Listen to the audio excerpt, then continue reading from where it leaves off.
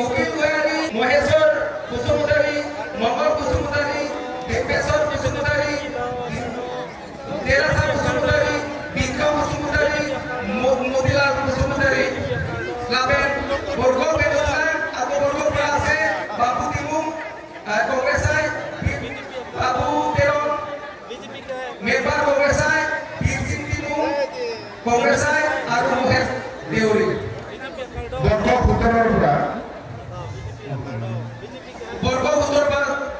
Total 78 17 9 বৰ্গ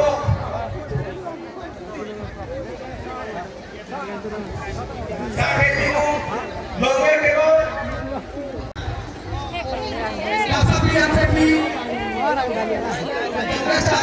অমৰ সিং কৃষক জয়যুক্ত কৰিব লাগিব কিহৰ কাৰণে জয়যুক্ত কৰিব লাগে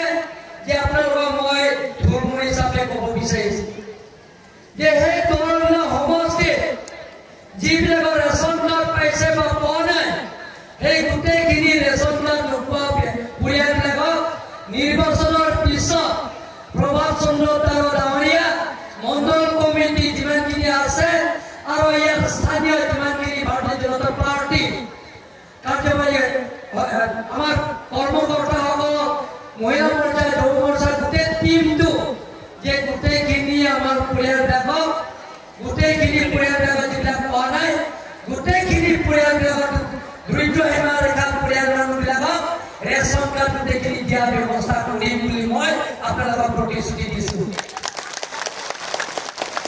প্ৰভাত চন্দ্ৰ ডাঙৰীয়া অমৰ সিং কৃষক ডাঙৰীয়া আৰু হাংঘৰ MP ডাঙৰীয়া আমি একেলগে বৰ্তমান chief minister doctor Himanta Biswa Sarma ডাঙৰীয়াৰ লগত আলোচনা কৰিছিলোঁ যিমানখিনি ৰেচন কাৰ্ড পাইছে অৰুণোদয় নোপোৱা পৰিয়ালবিলাক আছে বহুত নিৰ্বাচনৰ পিছত চিফ মিনিষ্টাৰে ক'লে যিমানখিনি ৰেচন কাৰ্ড পোৱা পৰিয়ালবিলাকক গোটেইখিনি পৰিয়ালক অৰুণোদয় পাব আপোনালোকে চিন্তা কৰিব নালাগে তৃতীয়বাৰৰ প্ৰধানমন্ত্ৰী শপত লোৱাৰ পিছত যিমানখিনি ৰেচন কাৰ্ড থকা পৰিয়ালক গোটেইখিনি পৰিয়ালে আয়ুষ্মান ভাৰতৰ কাৰ্ড বছৰত 5 লাখ টকা বিনামূলীয়া ট্ৰিটমেণ্টৰ কাৰ্ড আপোনালোকে পাব প্ৰত্যেকজন ভৰমলা পৰিয়ালে 5 লাখ টকা 5 বছৰত 25 লাখ টকা আপোনালোকে ট্ৰিটমেণ্টৰ কাৰণে সুবিধা পাব এবাৰ মেট্ৰিক দিব মেট্ৰিক দিয়াৰ লগে লগে কলেজত পঢ়িবৰ কাৰণে আমাৰ বাইদেউবিলাকক দিব লাগে আই মাতৃবিলাকক দিব লাগে গতিকে এবাৰ ডক্টৰ হিমন্ত বিশ্ব শৰ্মা ডাঙৰীয়াই এবাৰ চিন্তা কৰিছে বাজাৰত অন্তৰ্ভুক্ত কৰা হৈছে যিমানখিনি ছোৱালীয়ে কলেজত যাব প্ৰত্যেক বছৰত হাই ছেকেণ্ডাৰী পাছ নকৰালৈকে 10,000 দিব বছৰত আৰু হাই ছেকেণ্ডাৰী পাছ কৰাৰ পিছত 12,500 টকা দিব আৰু BA পাছ কৰাৰ পিছত MA পঢ়িবৰ কাৰণে প্ৰত্যেক বছৰত 25,000 টকা আপোনালোকৰ ছোৱালীক গাঁও যোৱা ৰাস্তা যিবিলাকৰ পলিং ষ্টেচন সেইটো গাঁৱৰ পৰা এইটো গাঁৱত যোৱা ৰাস্তা প্ৰত্যেক পলিং ষ্টেচনত 4টা ৰাস্তা বনোৱা হ'ব সেইটো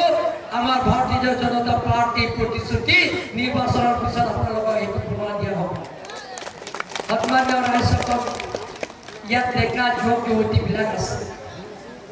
যিমানখিনি যুৱক যুৱতীবিলাকক সংস্থাপন পোৱা নাই চাকৰি তাকৰি পোৱা নাই তেওঁলোকৰ কাৰণে যে গভৰ্ণমেণ্টে চৰকাৰে আপোনালোকৰ লোন ঘূৰাই দিব নালাগে বেংকৰ জৰিয়তে চৰকাৰে প্ৰত্যেকজন আমাৰ যে নিৰ্বনুৱা যিবিলাকৰ আনএমপ্লয় ইউথ তেওঁলোকৰ কাৰণে 2 লাখ টকা চৰকাৰে আপোনালোকক দিয়া হ'ব এইটো যে কাম জাম বেপাৰ চেপাৰ কৰিবৰ কাৰণে এইটো আমাৰ চৰকাৰে দিয়া হ'ব এইটো নিৰ্বাচনৰ পিছত সন্মানীয় ৰাইজসকল আপোনালোকে বেলেগ চিন্তা কৰিব নালাগে আগন্তুক 26 তাৰিখে আপোনালোকে ৰাতিপুৱা উঠি আপোনালোকৰ মূল্যৱান ভোটটো সেই পবিত্ৰ পদম ফৰচুনৰ বিপুল ভোটত জয়যুক্ত কৰি আমাৰ অমৰ সিং কৃষক আপোনালোকে ভোট দিব লাগিব। তৃতীয়বাৰ কাৰণে আমি নৰেন্দ্ৰ মোদী প্ৰধানমন্ত্ৰী বনোৱাৰ স্বাৰ্থত আপোনালোকৰ মূল্যৱান ভোটটো বিপুল ভোটত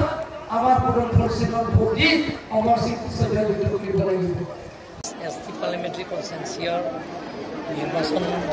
সভাত আজি দৰংলা MEC অনুষ্ঠিত হৈছে। আজি বেলেগ বেলেগৰ ৰাজনীতি দলক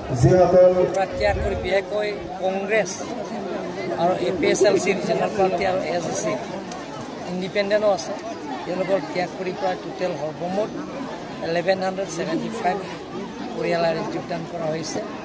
গতিকে আগত ইউনিটি ভিক্টৰী এণ্ড প্ৰস্পেৰিটি, তেতিয়া এই সভাতে প্ৰায় 3000কৈ অধিক যোগদান কৰিলে।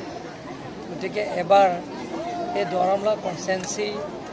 বিৰোধী শূন্য বুলিও ক'ব পাৰিম, কাৰণ ইয়াত বহুতো পৰিয়ালে যিটো নেকি বেলেগ বেলেগ ৰাজনৈতিক দলৰ পৰা ত্যাগ কৰি ইয়াত এতিয়া যোগদান কৰি সভাত আপোনালোকৰ চকু আগতে দেখা পাইছে। আগৰো 3000কৈ অধিক যোগদান কৰিছে, এতিয়া 1175 পৰিয়ালে যোগদান কৰিছে। গতিকে ইয়াৰ আগতে আকৌ যোৱাবাৰ কংগ্ৰেছৰ কেণ্ডিডেট আমাৰ বিজয় তেৰণ তেওঁ যোগদান কৰিলে, আৰু মণ্ডল কমিটি গোটেইখিনি তেওঁলোকৰো আলোচনা কৰা হৈছে। গোটেইখিনি কমিটিটো ছেটে যোগদান কৰা হ'ব। গতিকে কাৰ্বি আংলঙৰ আৰু ডিমা হাছাও আৰু ৱেষ্ট কাৰ্বি আংলং এবাৰ আমাৰ ভাৰতীয় জনতা পাৰ্টি প্ৰাৰ্থীত যোৱাবাৰ হৰেণ সিং বে পাইছে 238,871 এইটো জিকা মাৰ্জিন লিড। এবাৰ আমি যিটো দেখিছোঁ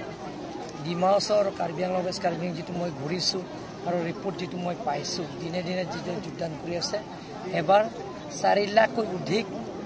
মাৰ্জিন হ'ব বুলি মই ভাবোঁ।